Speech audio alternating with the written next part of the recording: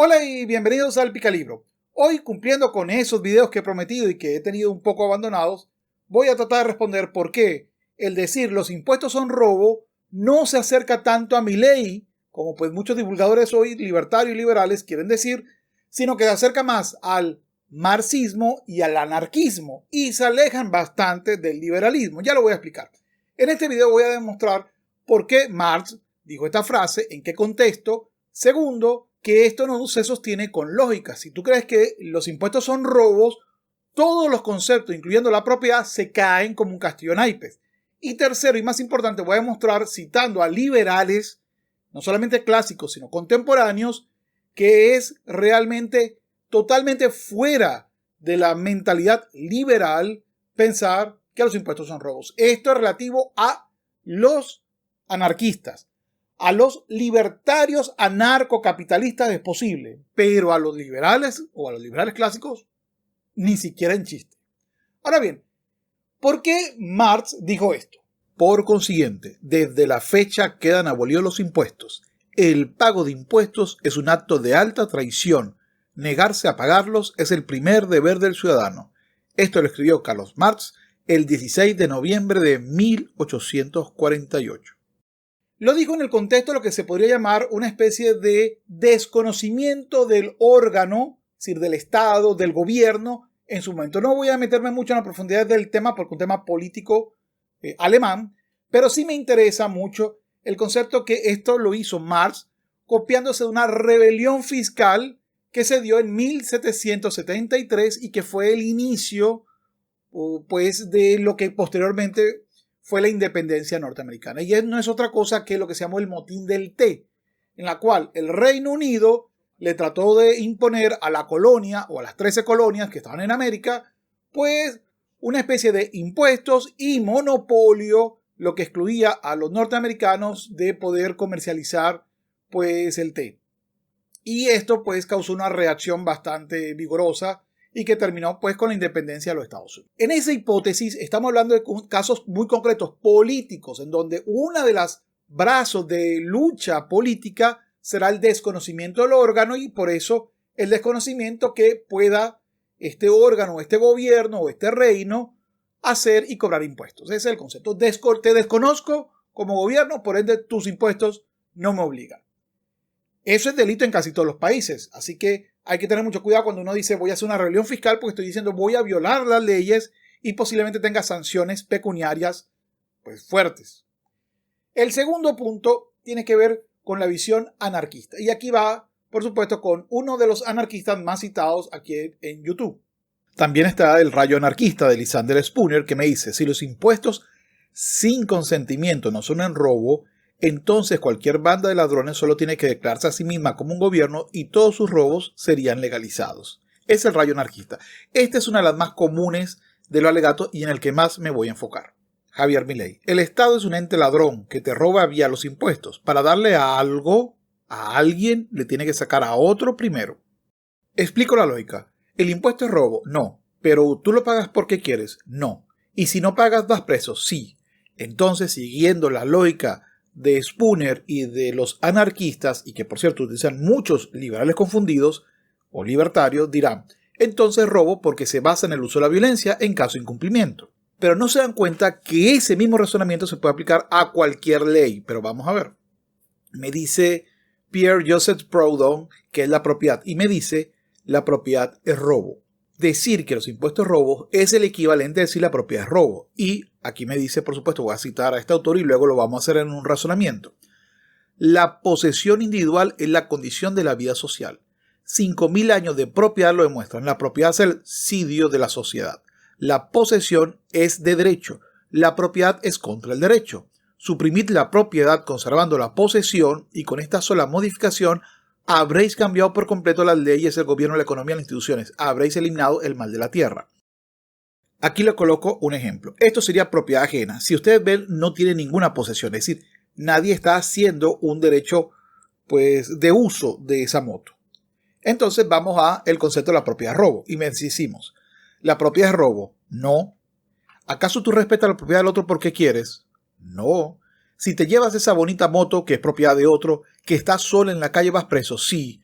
Entonces, al igual que el impuesto, en el caso que yo lo incumpla, voy preso, pues en el caso que yo incumpla la propiedad del dueño de la moto, entonces también voy preso.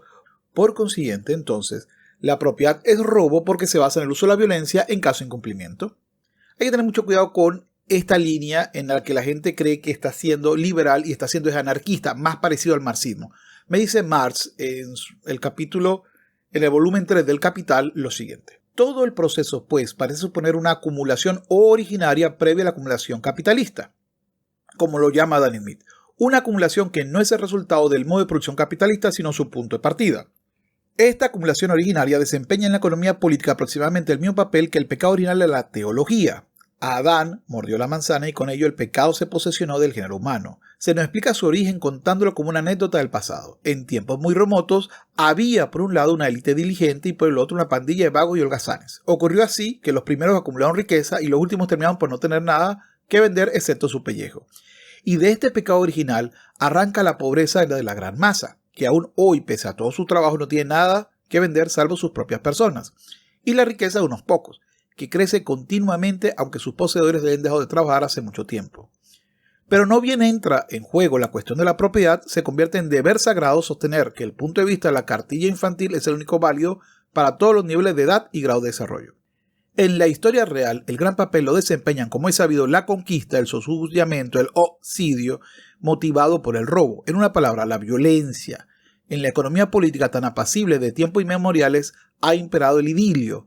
El derecho y el trabajo fueron desde épocas pretéritas los únicos medios de enriquecimiento, siempre a excepción naturalmente de este año. En realidad, los métodos de la acumulación ordinaria son cualquier cosa menos idílicos. Esto es un problema grave. ¿Por qué? Porque si parto de la idea que la aplicación de la ley, es decir, de la ley que me reconoce incluso la propiedad o el derecho a la vida, aplica obligatoriamente la coacción como si no lo supiera, estoy desconociendo un hecho de la realidad y lo estoy cambiando por un hecho de la utopía. Prácticamente no hay ningún elemento en el cual se pueda mostrar que hubo una sociedad, no un grupo, no una tribu pequeña, una sociedad consolidada con varios grupos, varias tribus conformándola, en la cual se haya podido colocar un tipo de orden si no había una coacción necesaria. Y eso es desde tiempos inmemoriales, que por cierto es una área de las ciencias sociales que se llama derecho. El derecho es el estudio de la aplicación de la coacción por parte de los gobiernos para aplicar las normas comunes de existencia. Pero es un tema de filosofía del derecho que lo puedo dar para otro video. Incluso Friedrich Hayek en Los Fundamentos de la Libertad me dice: es indudable que en algunos aspectos el Estado emplea la coacción para hacernos ejecutar acciones determinadas. Lo más importante son las que derivan de la imposición tributaria y las implícitas en algunas prestaciones obligatorias, especialmente el servicio militar. Aunque tales cargas no se consideran eludibles, sí lo son al menos previsibles y se imponen sin tener en cuenta la manera como el individuo utilizaría sus energías de ocurrir las cosas de otra forma. Precisamente quedan de esta suerte despojadas en gran parte la naturaleza dañina de la coacción. Si la necesidad conocida de pagar una cierta cantidad de impuestos se convierte en la base de todos mis planes, si un periodo del servicio militar es una parte previsible de mi carrera profesional, es indudable que puedo adoptar un plan general de vida en mi propia confección y soy tan independiente de la voluntad de otra persona como hayan aprendido los hombres a hacerlo en sociedad. El otro gran falla en este razonamiento es, vamos a otro ejemplo, voy a un café y pido café y torta, y el café que yo me he tomado y la torta que me he comido es robo. Entonces la pregunta, ¿te lo tomaste? Sí. ¿Quieres pagarlo? No. ¿Puedo desconocer el pago libremente? Pues para los que están diciendo que el impuesto es robo y que la propiedad, por supuesto, tiene que ser robo, entonces está bien, págalo, porque solamente debes de pagarlo si es voluntario, ya que aplicarle a violencia es lo contrario a, entre comillas, la inteligencia. A aquel que me va a decir, ya va, pero aquí estoy recibiendo un servicio, ya va, pero del Estado tú estás recibiendo un servicio desde incluso antes que nacieras. Entonces, ¿cómo recibo un servicio antes que naciera? Porque cuando tu mamá está embarazada también un solo servicio. ¿Qué servicios son esos? Servicios públicos. El agua, las cañerías, la electricidad, los parques, las calles y una serie de, etcétera. Los puentes. La mayoría de estos servicios son, sí, pero los pueden hacer privados. Sí, pero no lo son. Desde que naciste hasta ahorita no lo son. Entonces tú no es que estás recibiendo un servicio o estás pagando un servicio de gratis. Estás pagando impuestos porque has recibido servicios. Uno de los problemas de la teoría de la voluntariedad, es decir, tengo que dar mi reconocimiento a que los impuestos tengan que ser voluntarios, es una locura. Pero bueno, Que la ley tenga que ser voluntaria y no coaccional, es decir, que no tenga una coacción, implicará que no debe haber coacción para absolutamente nada. Y eso no tiene sentido, primero. Y segundo, y más importante es, ¿y cada cuánto tiempo tengo que manifestar mi voluntad? Porque puede ser que el minuto hoy diga sí quiero, pero el minuto 3 diga ya no quiero. Entonces, no puede ser una volatilidad tan egocéntrica, tan solíptica, es decir, tan encerrado en una burbuja del individuo como si no estuviéramos en una sociedad. Y esa es la diferencia. Estamos en una sociedad donde no basta que un individuo desconozca y diga, necesito dar mi aprobación para que esa ley sea legal, porque así no funcionan los sistemas políticos. Así funcionan las utopías, no la realidad política y social. E incluso Hayek, en el propio Camino a Servidumbre, que no entiendo por qué colocan la portada de Tax Free cuando en el libro no se está diciendo eso, al contrario, dice lo siguiente. La cuestión de si el Estado debe o no debe actuar o interferir plantea una alternativa completamente falsa. La expresión laissez-faire describe de manera muy ambigua y equívoca los principios sobre los que se basa una política liberal. Por lo demás, no hay Estado que no tenga que actuar y toda acción del Estado interfiere con una cosa o con otra. Pero esta no es la cuestión. Lo importante es si el individuo puede prever la acción del Estado y utilizar este conocimiento como un dato para establecer sus propios planes. Lo que supone que el Estado no puede controlar el uso que se hace de sus instrumentos y que el individuo sabe con exactitud hasta dónde estará protegido contra la interferencia de los demás. O si el Estado está en situación de frustrar los esfuerzos individuales. Si por el contrario tú crees que el Estado es necesario, como lo dirán casi todos los liberales, entonces tienes un problema. ¿Cómo lo financias? Adam Smith, en La riqueza de las naciones, me dice lo siguiente. Los súbditos de cualquier Estado deben contribuir al sostenimiento del gobierno en la medida de lo posible en proporción a sus respectivas capacidades. Es decir, en proporción al ingreso del que respectivamente disfrutan bajo la protección del Estado. El gasto del gobierno de los individuos de una gran nación es como el gasto de la administración de una gran finca para los copropietarios, que están obligados a contribuir en proporción a sus intereses respectivos en dicha finca. Milton Friedman, en su célebre ensayo El gobierno es el problema, me dice lo siguiente. A la luz de esta lista, había hecho anteriormente una lista de problemas que hacía el gobierno, ¿hay alguna duda de que el problema es el gobierno? Nada de esto significa que el gobierno tenga una función muy real. De hecho, la tragedia es que debido a que el gobierno esté haciendo tantas cosas que no debería estar haciendo, que las que debería estar haciendo, esto lo agrego yo para que se entienda más fácil, las hace mal. Incluso Ludwig von Mises en La acción humana me dice, los impuestos ciertamente son necesarios. Ahora bien, la política fiscal discriminatoria, aceptada universalmente hoy bajo el equívoco nombre de tributación progresiva sobre la renta y las sucesiones, dista mucho de ser un verdadero sistema impositivo.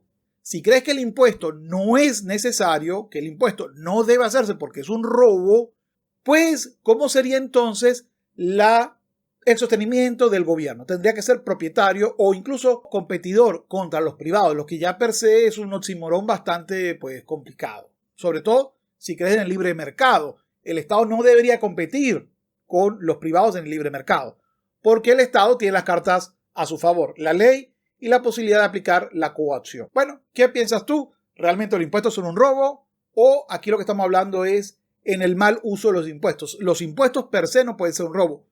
El abuso en el sistema tributario, es decir, que se retenga más del 45% o del 40% de todas las rentas juntas, debe ser considerado para mí un abuso desde donde todos los puntos de vista que debemos de reconocer en ese caso que el Estado está efectivamente violando nuestros derechos humanos con respecto a la propiedad. Pero ya es un tema para otro video.